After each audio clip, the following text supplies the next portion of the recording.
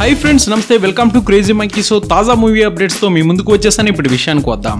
సినీ పరిశ్రమలో ఎంతో కష్టపడి ఒక స్టార్ లా నిలబడేందుకు రవితేజ పడిన కష్టం గురించి అందరికీ తెలుసు। మినిమం హిట్ గ్యారంటీ అని దర్శక నిర్మాతల్ని తెగ ఆకర్షించిన రవితేజ తాజాగా ఆ బిరుదుతో పాటు అవకాశాలను పోగొట్టుకుంటున్నాడని చెప్పాలి। ఏడాదికి కనీసం 2-3 సినిమాలతో అలరించే రవితేజ ప్రస్తుతం ఏ సినిమాను ప్రారంభించడం లేదు। అందుకు కారణాలు చాలానే ఉన్నాయట।